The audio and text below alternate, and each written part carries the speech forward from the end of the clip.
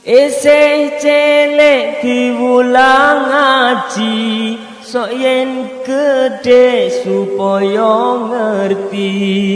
Ngaji iku gampang syarate, asal manut karo gurune.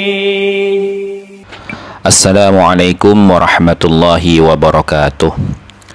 Bismillah, alhamdulillah, wa la hawla wa la quwata illa billah. Ashhadu an la ilaha illallah wahdahu la syarika lah, wa ashhadu anna sayyidana wa nabiyyana Muhammadan abduhu wa rasuluhu alladzi la nabiyya ba'dah.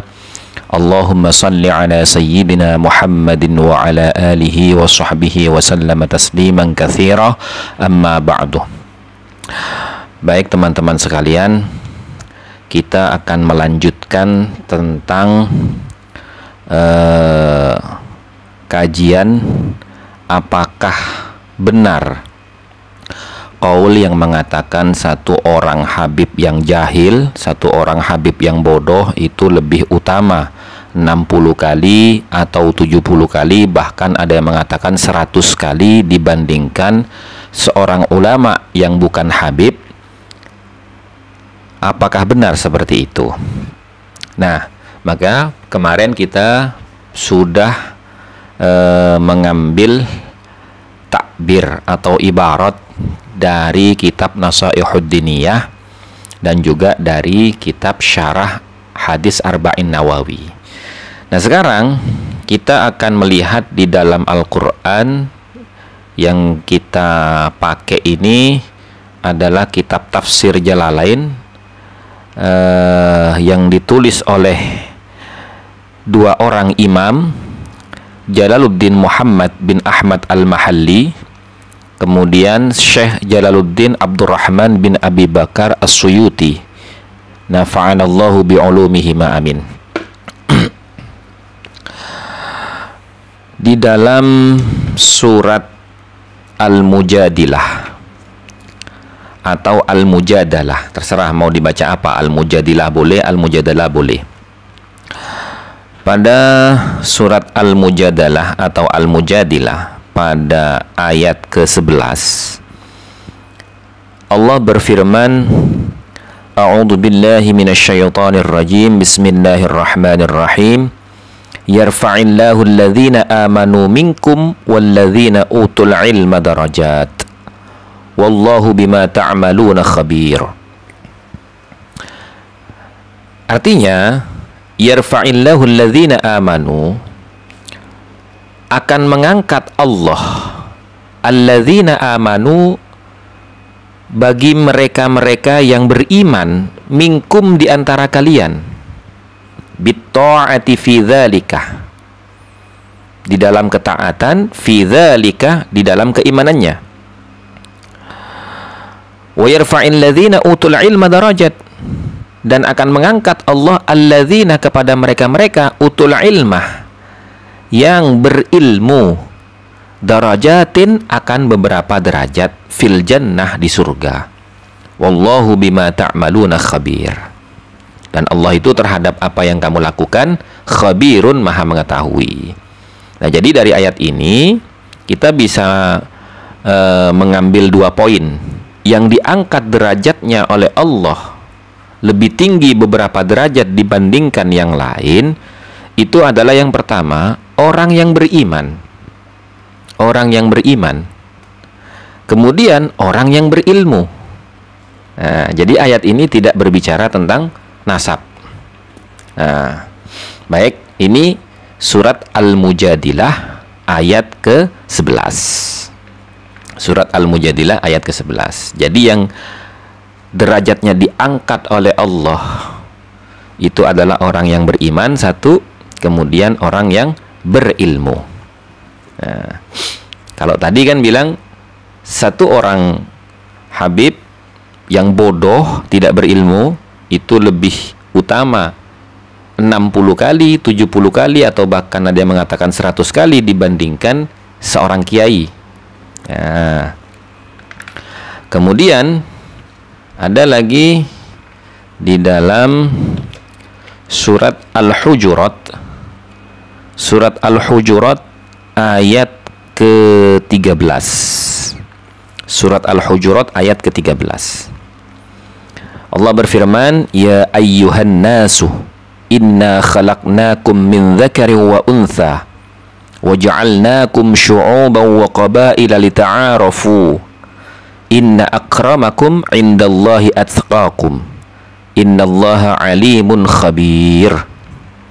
Yang artinya, ya ayyuhan nas, wahai sekalian manusia, inna khalaqnakum, sesungguhnya kami telah menjadikan kamu semua min dzakari wa unsa, dari sepasang laki-laki dan perempuan.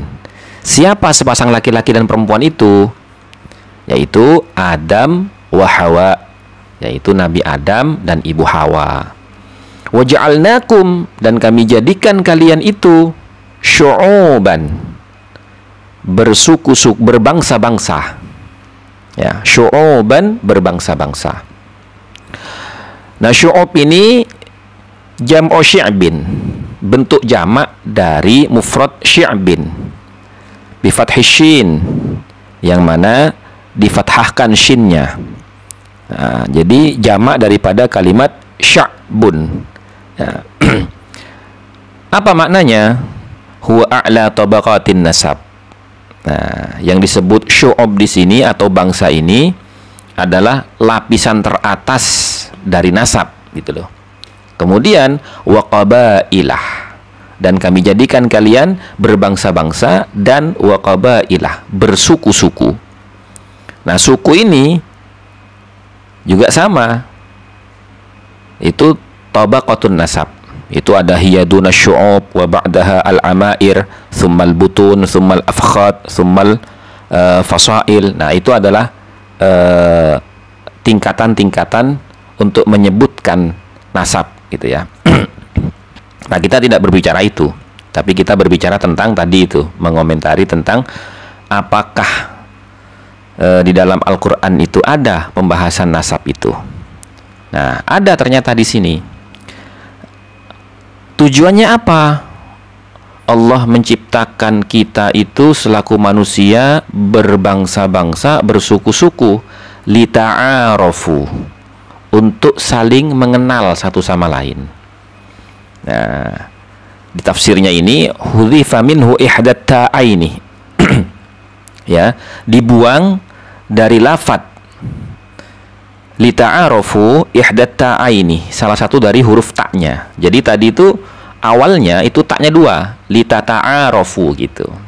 Nah, kemudian dihilangkan salah satu dari kedua taknya itu untuk apa? Untuk memudahkan pelafalannya. Jadi yang tadinya litata'arafu menjadi lita'arafu. Yang tadinya litata'arafu menjadi lita'arafu. Karena hudhifa minhu ihdat ta'aini. Gitu loh. Nah, maksudnya lita'arafu ini apa? Liyu'rifa ba'dukum ba'don, agar supaya kalian itu, sebagian dari kalian itu mengenal sebagian yang lain. Ya, la litafakharu, bukan untuk saling berbangga-bangga. Bi'uluwin nasabi, dengan tingginya nasab, dengan ketinggian nasab. Kenapa? Wa innamal fakhru bittaqwa, karena sesungguhnya kebanggaan itu bittaqwa, dengan sebab ketakwaannya. Kemudian dilanjutkan ayatnya, inna akramakum indallahi atqakum, sesungguhnya yang paling mulia di sisi Allah di antara kalian itu atqakum, adalah orang yang paling bertakwa. Nah, jadi dari dua ayat ini kita sudah bisa mendapatkan poinnya. Kita sudah bisa mendapatkan poinnya dari surat Al-Hujurat ayat ke-13 dengan surat Al-Mujadilah ayat ke-11. Nah, kalau di Al-Mujadilah ayat 11 ini orang beriman dan orang yang berilmu. Kemudian yang bertakwa kalau disambung dengan surat Al-Hujurat. Jadi 3 orang itu yang akan dimuliakan oleh Allah dunia akhirat. 1, karena dia beriman kepada Allah. Yang kedua, dia berilmu. Yang ketiga, bertakwa. Nah, kira-kira sesuai kan dengan kajian yang sebelumnya yang kita ambil dari kitab Nasaihud Diniyah wal Wasayal Imaniyah, di mana Shahibur Ratib itu mengutip ayat surat Al-Hujurat ayat yang ke-13 ini, inna akramakum indallahi atqakum. Ya toh? Di sini juga sama. Ya, la litafakharu bi'uluwin nasab. Allah menciptakan kalian dari sepasang laki-laki dan perempuan, yakni Adam dan Hawa. Kemudian Allah jadikan kalian itu berbangsa-bangsa, bersuku-suku untuk saling mengenal satu sama lain, bukan untuk saling membangga-banggakan ketinggian nasabnya, karena kebanggaan itu terletak pada ketakwaannya, bukan kepada nasabnya. Nah, ayat ini menafikan nasab juga. Nah, fatwanya Shahibur Ratib Al-Haddad dalam kitabnya Nasaihud Diniyah juga mengatakan, faja'alal karamata indahu bittaqwa la bil ansab. Ya, Allah menjadikan kemuliaan dunia akhirat itu di sisinya dengan sebab takwanya, la bil ansab, bukan nasabnya. Jadi sudah sangat jelas gitu loh. Sudah sangat jelas bahwasanya kalimat itu saya tidak mengatakan salah, tidak. Tapi saya lebih condong menyikapi kalimat itu yang setelah kita telusuri ternyata itu yang mengucapkan qaul itu adalah Ibnu Hajar. Itu adalah qaul mahabbah, ya, qaul mahabbah.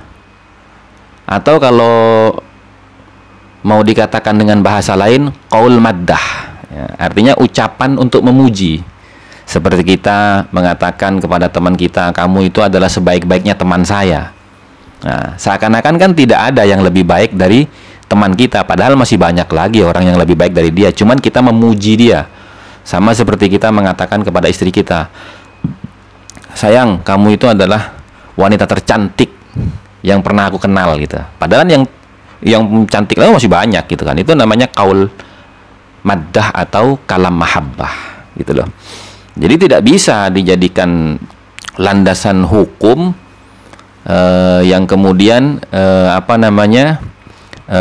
mengecilkan derajat ulama hanya karena nasabnya. Tidak gitu loh. Tidak seperti itu. Nah, kira-kira cukup sampai di sini. Mudah-mudahan sedikit yang kita pelajari dan kita ambil hikmah dari kitab tafsir Jalalain ini bisa mendatangkan keberkahan dan manfaat, dan bisa menambah pengetahuan dan kefahaman kita dalam rangka meningkatkan keimanan dan ketakwaan kita kepada Allah Subhanahu wa ta'ala. Dan mudah-mudahan Allah Subhanahu wa ta'ala menjadikan kita bagian dari umatnya Kanjeng Nabi Muhammad sallallahu alaihi wasallam yang senantiasa mendapatkan keberkahan syafaat beliau fid dini wad dunya wal akhirah. Dan mudah-mudahan kita semua Allah wafatkan dalam keadaan husnul khatimah. Amin Allahumma amin. Akhirul kalam, wallahul muwafiq ila aqwamit thariq wal afu minkum. Assalamu alaikum warahmatullahi wabarakatuh.